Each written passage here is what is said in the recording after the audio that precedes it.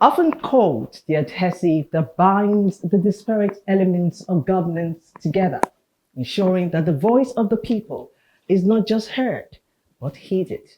Civil society is described by some as the collective conscience of a nation, the echo chamber where individual whispers swell into a chorus of demands for transparency, accountability, inclusivity in governance. So, how important is civil society? The key to the development of a nation. Hello and welcome to All About Nigeria, and I am your host, Romelia Asamidu. The dialogue continues in a moment. Thank you for staying with us on today's edition of All About Nigeria. We will be talking about civil society as a catalyst for governance. Civil society as a catalyst for governance. Of course, as always, I'm no longer alone in the studio. I've got panelists with me. One is sitting live in the studio with me, and I have one via Zoom. Let's start with our guest who is on Zoom, Mr. Ebenezer Wikina. Thank you so much for joining us. He is a founder, Policy Shapers. Good day, sir. Thank you for joining us on the show today. Thank you. Thank you so much for having me. Good to have you. And with me in the studio is Mr. Falajomi Fawayemi. He is an author and also a lawyer.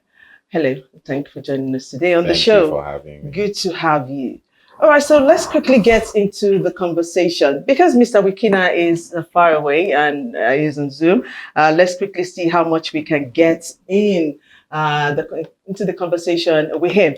Mr. Wikina, let's quickly, for some reason, I think it would be nice to give our audience some context, and let's take it let's go down memory lane and give us examples of how civil society over the years have successfully influenced the policy making and governance in Nigeria, and what challenges do you think they have had leading into contemporary times? Yeah, a wonderful question. Civil society has played a huge role over the years, as you rightly said, in shaping governance, in shaping conversation, in ensuring that citizens have a role to play and have a platform to sort of engage governments on the daily basis, on the day-to-day issues that affect them, right? And if you look at society broadly, this actually includes not just CSOs, as in NGOs, but also includes media, it includes lobby groups, it includes unions. So if you look at it from a holistic perspective, it refers to every form of civic life that sort of like helps to keep society or if I say this is civic space alive. So conversations like the media is doing. So when you do protests and unions and labor unions, those things also fall under civil society. So I think if you go way back, if you go way back into the history, right? Way there to have society organizations. We go as far back as when we had the Aba Women's Riots or the Aba Women's Revolt, where it was women who were speaking out against a particular taxation issue by the colonial government at the time, and were able to organize themselves. Trust me, they didn't have social media, they didn't have any of these tools that we have now. But somehow they were able to, I don't know, maybe use the market space or something to organize themselves and had a protest speaking up against something like that. If you come a bit closer after Aba, I think Biokuta during the Egba Land Women's Revolt, which was led by one of the great women in Nigerian history, Madam Funmilayo Ramson Kuti. Most people think, I mean, when they talk about her in history, they often say, who is the first woman to drive a car? And, that's often what we often remember her for. But, she did a great thing by leading a civic movement with women, close to 10,000 women, again, organizing, and the kind of pressure, social pressure that they were able to generate was strong enough to make a king at the time, leave his throne. That's to show you how much power they were able. I mean, and they didn't carry guns or anything. They were at the palace. They used the force of their personal presence. They were cooking, they were singing, they were dancing just there in the palace, and that social pressure brought attention to the issues that they raised. So if you go as far back as then, and even come as close as occupying Nigeria, you talk about even most recently the NSAS movement, you've had civil society help to galvanize voices and create a platform for citizens to share their thoughts and opinions to the government, to decision makers, and ensure that their voices are heard clearly. But over time, I think in recent time, the challenge that we've had, and you talked about challenges, right, has been that there's been sort of a conscious effort, sort of like clamp down on civil society groups. I mean, there are things like the NGO bill that came up a couple of years ago, and there was a social media bill, and then there were some bills that were trying to like stifle free speech, right? I mean, I'm sure that the guests in the studio will argue for and against this because there are legal implications to all of these bills. But if you look at some of these things from a generic context, you see that some of these things in many ways are trying to limit how much people are able to associate with themselves or speak about certain issues, or even begin to make them fear to even come out to protest. So when you have a situation where there's a police everywhere, where people want to protest, it begins to scare people from even associating, forgetting that they have the freedom of association as one of the things they enjoy as their human rights. So yeah, so some of these things are now beginning to, stifle that growth of civil society. If it happened in Madam Funmilayo or some Kuti's time where they were able to gather 10,000 people. I'm not sure in Nigeria if you can do that now without the police clamping down on you and shooting you and trying to stop you from doing something like that. So I think all of these kind of laws and this kind of hostile acts are sort of beginning to like discourage people from coming together and sort of using society as a platform to project their voice. Yeah. Thank you so much for that history there. But you also brought up a lot of legal reasons for this conversation, preempting my question now to Folajemi. I mean, the legal framework we've had over the years, yes. Some have described it as somewhat weak. Some have also said it is too cumbersome, also not sometimes ambiguous, sometimes not so clear as to how the civil society can move when it comes to transparency, accountability in government and governance, which is usually the basis for this riots and protests in the first place. So how would you describe this legal framework, and how much has civil society organizations, how much have they leveraged on the legal framework as is before we start to ask for improvement? Well, one of the biggest problems we have in terms of our laws in general is largely that the Constitution still remains the fundamental body of law that guides the operability of governance and the the other regulations that the society is largely running on. Now, in terms of the Constitution, this is 1999, this is 25 years ago. In terms of the spirit and the body of the Constitution, we have the constitutional safeguards for the citizens, right to fair hearing, freedom of association, right to dignity, etc. And then there are also specific sections like Chapter 2, which is imposes a certain spirit of accountability, wealth redistribution, social justice, etc., on the key areas of government. Now, we've always had this disconnect between the intentionality and the words of the legislation and then the execution. So to answer your question, the framework is there. I think our speaker raised a very big concern in terms of the legal restructuring that we're experiencing since NSAS. Now, it was very clear to me, I was just under 30 when the NSAS riots happened. I had my doubts about the way in which the protesters were going about trying to draw light on what was a very, very important issue as regards people's right to dignity, people's right to the presumption of innocence, etc., especially as regards between the relations that citizens have with the police. I mean, these are officers of the state who we will all have interactions with on a rather continuous basis. Now, NSAS was a big Black experience. We don't need to go into the details, but ultimately, if you now have legislation which is going back on the fundamental freedoms that were guaranteed by the Constitution, that is a backward step. It makes our citizens feel weaker in terms of their voice, in terms of what they can do.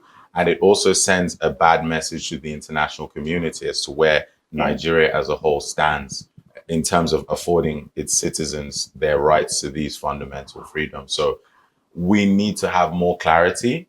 The Constitution cannot speak forever. There have been calls for a reform of the Constitution for many, many years. Now, in as much as you can create individual laws to draw clarity on specific issues, the revising of the Constitution will go a long way in terms of creating much more clarity, especially from the centralized functions of government itself and what government is to do, because the policy aspect in terms of the role of civic society is to really galvanize discussions and to create fora for discussions to happen with a view to amending policy. But if the substantive accountability frameworks for government are not there, which is where the Constitution and other supportive laws and regulation comes in, if that's not there, then there's not so much a civil society can do. So we will have to amend the Constitution, and then the subsequent laws that come on the back of the Constitution must not, regress in terms of the fundamental freedoms that it's there to protect. I hear you. I hear you. Mr. Wikina, I come to you now. All right. So we have to force the conversation. We must galvanize all efforts to the table for that conversation to keep going. My question is, how dynamic have we become over the years? Some would argue that all we know in Nigeria is just strikes and protests. And how far has that taken us, considering how volatile our environment is sometimes, especially when it comes to when the protests of the riots drags on for too long? We know what can happen. We can close our eyes and know what can happen after day 2, after day 7, after day 10. Considering that, which is of course where the government always come in when it comes to, saying we want to regulate protests and all. My question, how dynamic should we then be? Must it always be about strikes? Must it always be about protests? Can we find other ways to force this conversation, knowing full well that what would obtain elsewhere and would be peaceful might not be so peaceful in our climate? Yeah, no, that's a very good question. And I think that this is a question that civil society organizations, especially my organization at Policy Shapers, and many other young organizations or youth-led organizations are beginning to ask this same question, right? One of the projects that we recently worked on, which you might have heard of, is the Reform IELTS campaign. Over the past three years, we had been engaging the UK government to sort of find ways to reform the English test policy to ensure, knowing that we're an Anglophone country, and more than half of our population speaks English, as their policy says. And so we don't think it makes sense for us to be having to rewrite the test whenever Africans or English-speaking Africans are looking for study or work opportunities abroad, right? And to do that, right, we knew that we wouldn't be able to protest because first, if you want to go protest at an embassy, the embassy land is often considered it's like sacred land, right? So you can't go stand there. First of all, we know the police wouldn't even approve that. So what we then did was to sort of mobilize online, and we started a petition that has gathered over 80,000 signatures from people all over the world. We've had conversations through the BBC and all the media platforms. We've had engagements directly with universities to engage them to change their policy. So yeah, so we sort of like found a different way, in addition to like the regular way people often just go to on the streets, to sort of like use petitions and use engagements and lobbying as a way to sort of make this happen. So I agree with you that we need to look beyond just the regular protests, especially in our current climate, especially like looking at our security issues currently as well. The Not Too Young to Run Act, many people wouldn't know. They would think that it's only just like the physical process that led to that act being signed. But people wouldn't know that YAGA, the organization that that sort of led that campaign, had several private lobbying conversations with members in the Senate. They would go for Ramadan fast, to break Ramadan fast at Saraki's house. They would go, they would do all of these things to lobby quietly and privately to move their issues forward. And I think that as society organizations, we need to. So we can't be like government and be in there with government, but we need to close the gap between government and find ways to go closer to sort of like make it known in so many creative ways that would sort of like our intentions across. So I think that's a good question. I think it's something that we all need to look at this particular time. All right. I appreciate your response to that. Viewers, a quick break we have to take now. Just stay with us. All About Nigeria. We'll be back in a moment. More conversations around civil society as a catalyst for better governance in Nigeria. Stay with us. Will you come join me and learn of my journey? Alele mama, all about Nigeria. Alele mama, alele mama. Thank you for staying with us on All About Nigeria. The conversation is around civil society, a catalyst for governance in Nigeria. And of course, I'm still in the studio with Mr. Wikina, who is live with us on Zoom, and Mr. Fawahimi with us here in the studio. Mr. Wikina just rounded off his thoughts around how better or how dynamic we can get when it comes to protests, and of course, demanding for those accountability, transparency that we all so yearn. But let's come to the question, and this is to both of you. Mr. Wikina, I will hear from you, but let Mr. Fawahimi weigh in. I mean, Mr. Fawahimi, your family name is one that is, when you mention that name, we all know whom we're talking about, and we know what we are talking about. Freedom of association is enshrined in the Constitution. How we can freely now protest. You heard Mr. Wikina say, as much as you'd like to go to an embassy to protest, you know that it is a no-no. You could be clamped down on because you could be breaking a law. Yes. And which is what the federal government is also saying here in Nigeria. You want to protest? Write us a letter. Let us know exactly what you're doing. Let's know your route so we can provide security for you. It's still not going down well with a lot of Nigerians. So how do you want this whole protest thing and the CSO, the civil society organizations, in asking, in demanding, how do you want this to be effectively implemented? Well, I think Mr. Wakina made some very, very astute comments. For me, I think everything just stems on two things. The first being emotional intelligence, and the second being leadership. I don't really like engaging in discussions in hindsight, because in hindsight, 2020 vision, everybody knows everything.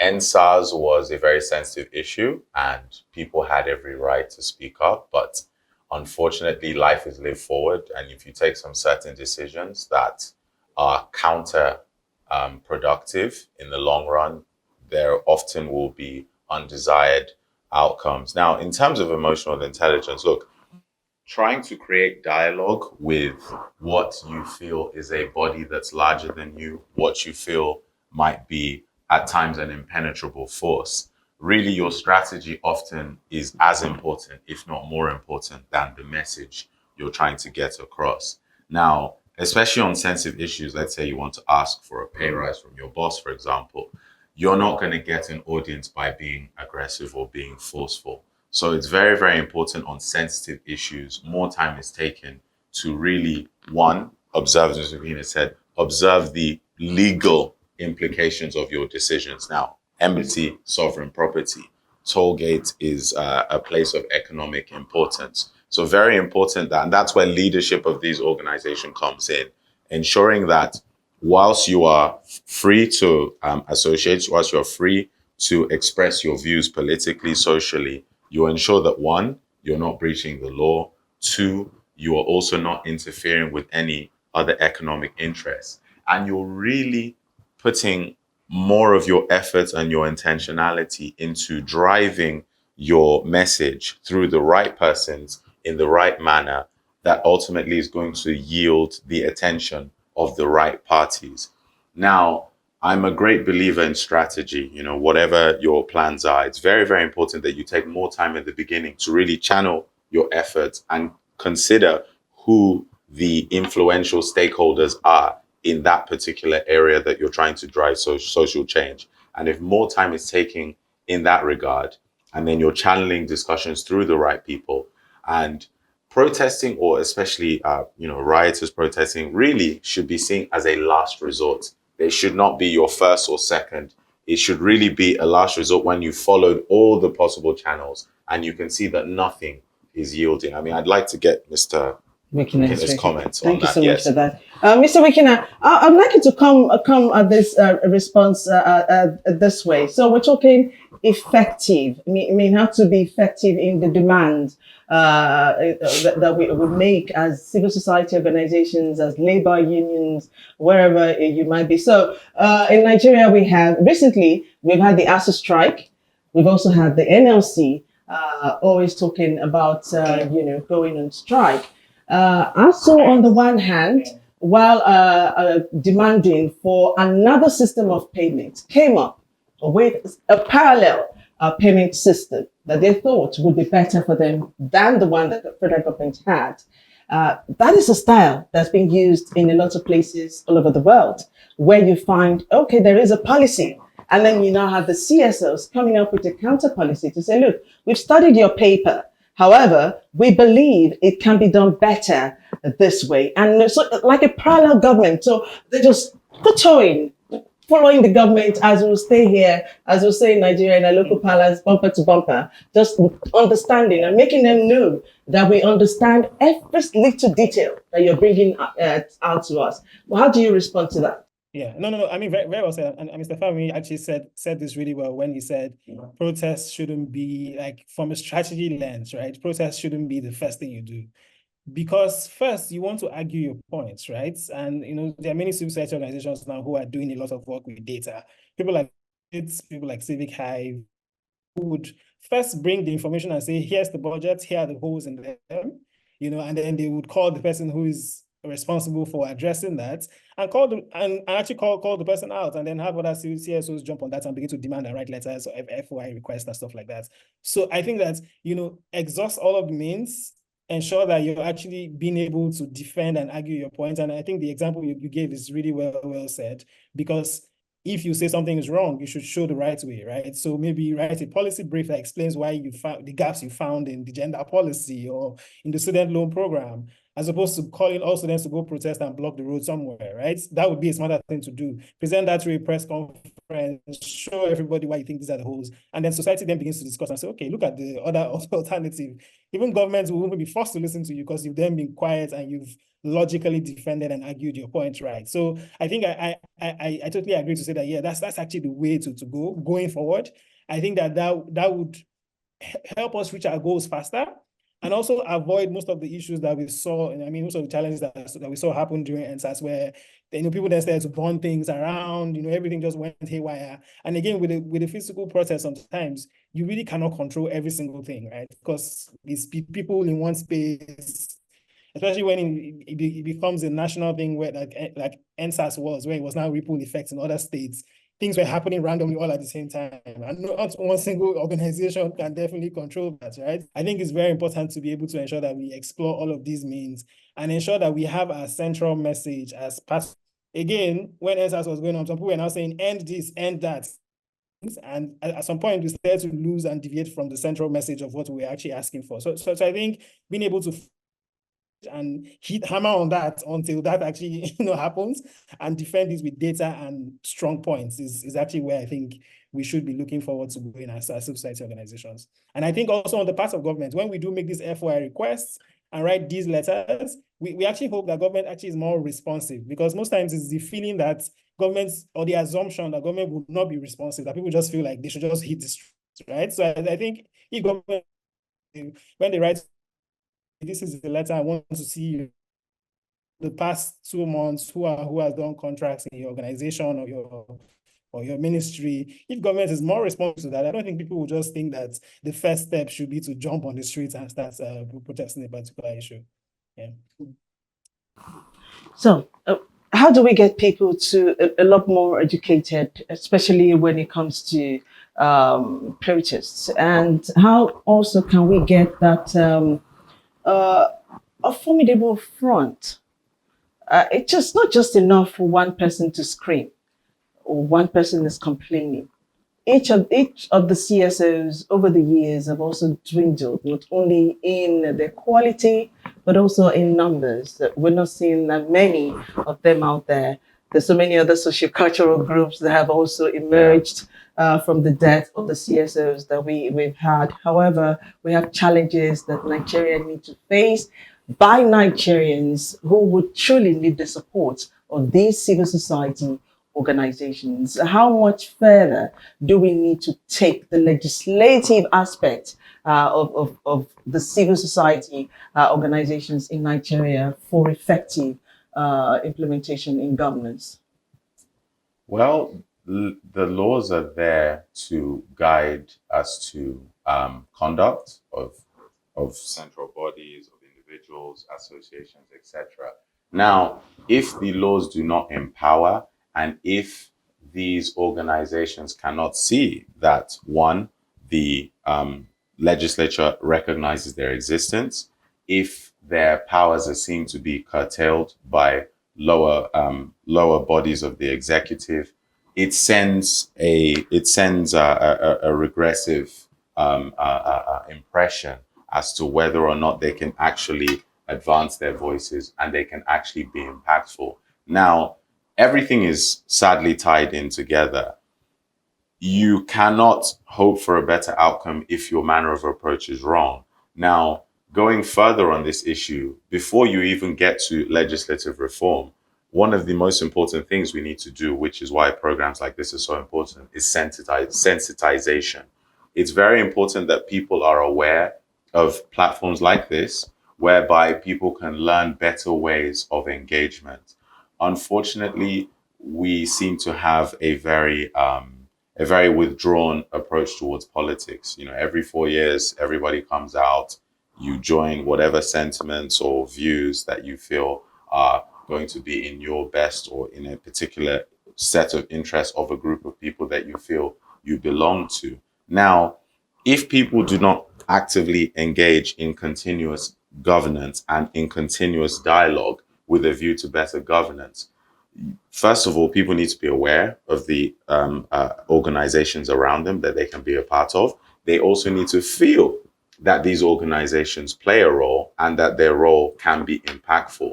So once you go beyond ensuring that the legislature and the executive do not curtail the powers of these organizations, there need to be sub-bodies that key members of the government can create to ensure that there is a continuous dialogue. So it could be quarterly, it could be biannually, it could be like an annual general conference. There just needs to be a more constructive effort to create platforms and opportunities for this dialogue. And then within every period of time that passes, whether it's 2 years, 4 years, you actually have a working body of conversation that can now be compressed and harnessed into better legislation that reflects the sentiments of the people, reflects the rigidities and the failures of the laws as they are, and hopefully a better approach in terms of creating, because we're talking about consciousness, we're talking about legal content, and then we're talking about strategy.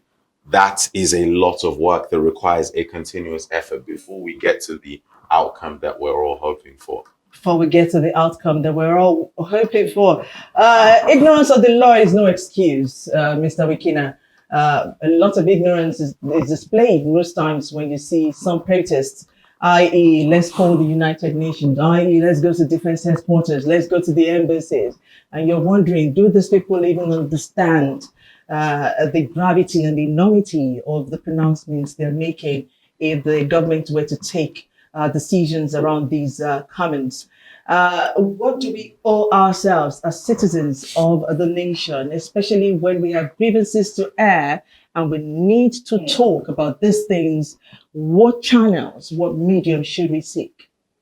Very, very good point. And I like Mr. Fayomi's point about ensuring that we have those kind of channels. Because I'm in River State, right? A few administrations ago, we used to have a governor who would have a government CSO town hall, and he would do this every quarter. So it was one of this every quarter. And I remember attending a couple of them back in the day. And it was a good session because like you have random organizations from different local governments just ask questions like, you know, we've not had lights for 2 months. What's happening? What are you doing? Are you even working?